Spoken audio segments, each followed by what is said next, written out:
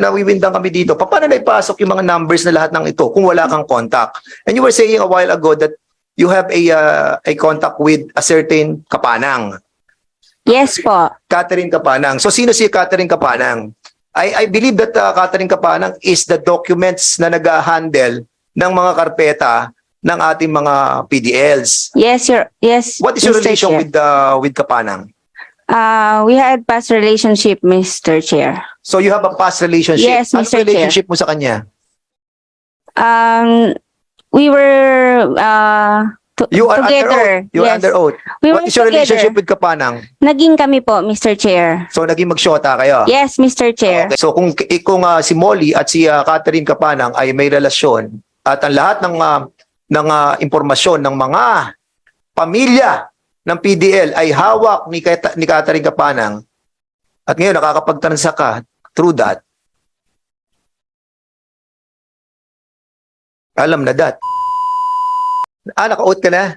Okay, Molly, in relation to what the good Congressman from Antipolo were asking a while ago, kasi we wanted to secure your answer as well because sa Senado you were asking about this sa negosyo that you have and accordingly you were saying that nakuha mo yung mga contacts mo doon sa pagiging inmate mo dati sa CIW. Is that right? Yes po, Your Honor. So dati kang inmate noong 2018 ka nakalabas Yes, at doon mo nakuha yung mga contact mo. And you were saying that wala kang contact sa bureau.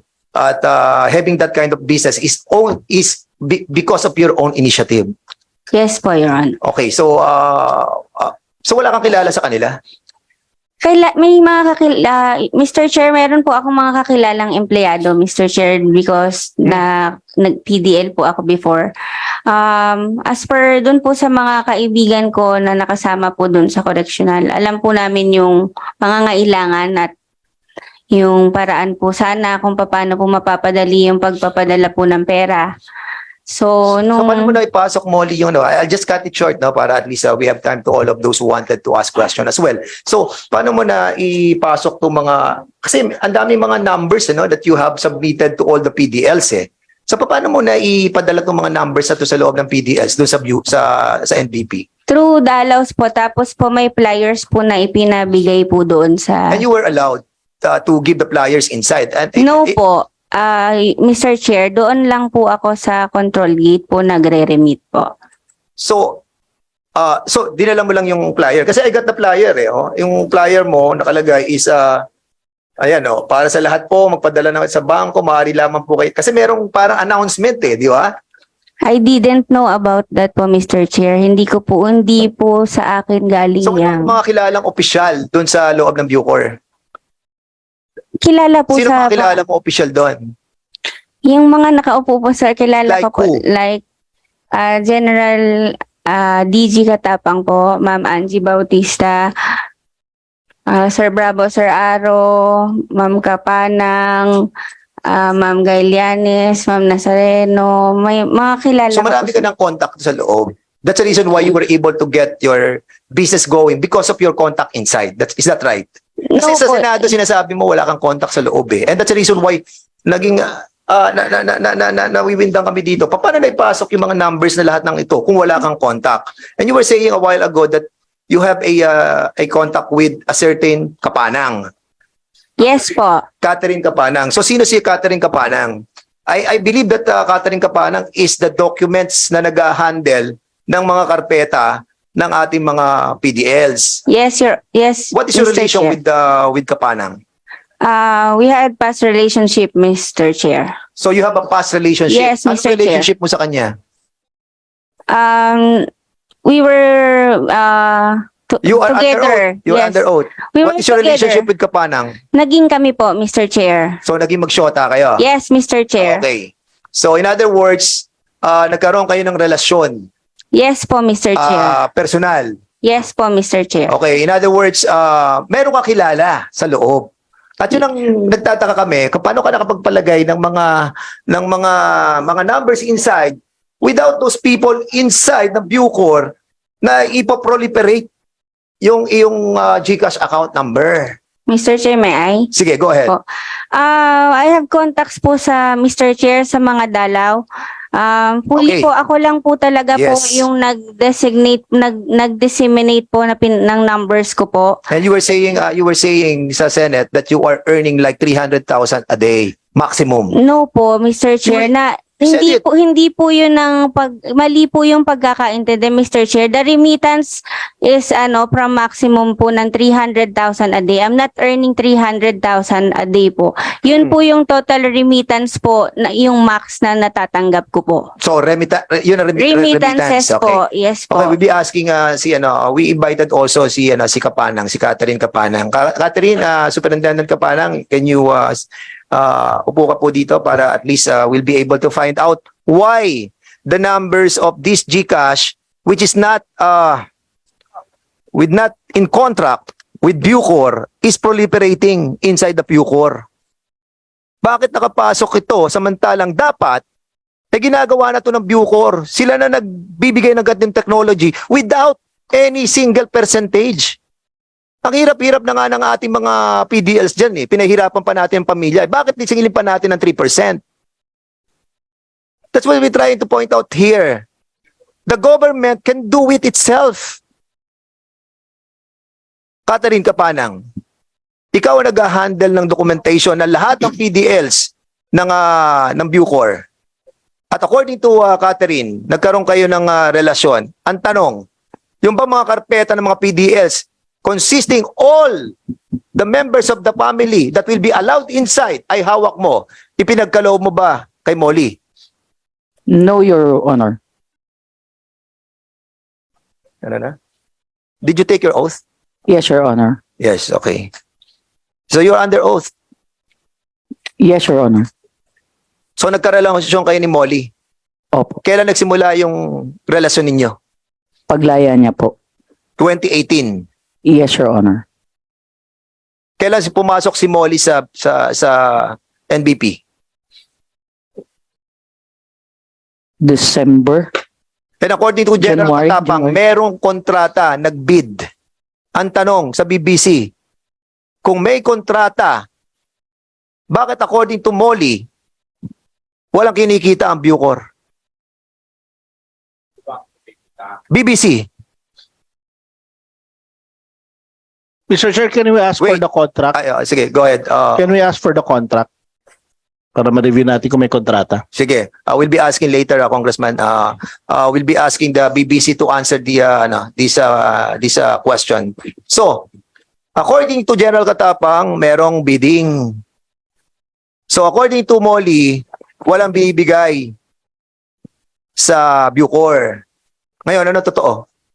There's no contract, Your Honor. There's no contract. General Katapang, what happened? We inform you that there is a contract, there is a bidding. I don't know where they failed along the way because I told them that if this can be allowed, it should be an open bidding. Unfortunately, they did not comply with my specific So instructions. you mean to say you were informed the wrong information? Is that you're implying? Yes, Mr. Chair, Your Honor. Who informed you, General Katapang? I assume that they had a bidding and then that Molly was the one who was General, the huwag tayo lowest. mag-assume po dito. Dapat po, precise po yung answer nyo. You're under oath. Pakiliwanag po, sino po nag-inform sa inyo na ano? Ang instruction ko po, Mr. Chair, Your Honor, is to have the bidding. And hopefully, malaman ko kung sino yung winning bidder pero that never came about. So in other So- words, meron dito nagkakaroon ng pera dito. So kung si Molly at si Catherine Kapanang ay may relasyon at ang lahat ng impormasyon ng mga pamilya ng PDL ay hawak ni Catherine Kapanang at ngayon nakakapagtransact ka through that, alam na that. Mr. Chairman. Molly, sige, go ahead. If you're raising your hand. Yes, Mr. Chair. I want to clarify lang po about the contract, Mr. Chair. Kagaya po ng sinabi ko po sa Senate, I went to BBC po nung nalaman ko po na magpapa-GCash po sila because for narinig ko po yan sa news as directive ay SOJ po na kasi po before po yung 20% or more than po yung nababawas. So ako po nagpunta po ako sa BBC,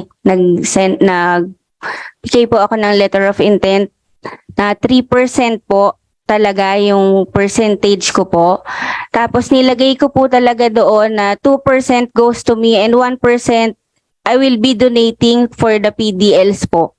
Yun po nilagay ko for the welfare. And yun, Ba't ka magdo-donate sa PDL? Di tanggalin mo na lang, 2% ka na lang.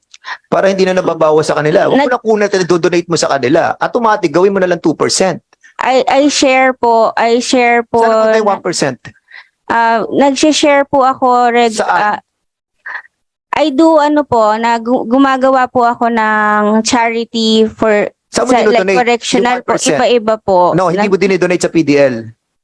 For charity po. For At charity PDL saan? din po, sa correctional po. Regularly po nag-conduct po ako doon ng outreach po. So gumagawa ka ng Since- outreach program using the 1%. At 1% yun na papapunta sa iyo. That's what you're trying to imply 2% to us. po yung napupunta po sa akin, Your Honor. 1% po tinatabi ko po para po maipantulong ko po. Specifically po sa correctional po. Okay, Kasi doon Catherine. po ako galing. You know that you are handling a sensitive position, being the custodian of all the documents pertaining to every PDLs. Okay? Why allow this kind of negotiation with the Bucor, allowing her to do business in Bucor? That you know very well that you have a relationship with Molly. Your Honor, we're no longer together Break na kayo. since last year, Your Honor. So Already wala na kayong communication ever since. communication, yes. Meron kayong communication. Yes. And never na nagbigay ka ng plant ng kartilya Never, sa kanya. Never, sir. BBC. Wala na kami magagawa dyan, may personal. We don't care about the personal relationship. But what we care is siya yung may documentation na hawak ng plan ng kartilya ng ating mga PDLs. General Katapang, ito, pwede nyo namang gawing legal eh. Pwede nyo gawing nakikinabang yung mga PDLs. Di ba? Yung 3% na sinisingil niya, pwede nyo namang gawin eh. Pero gawin yung legitimate.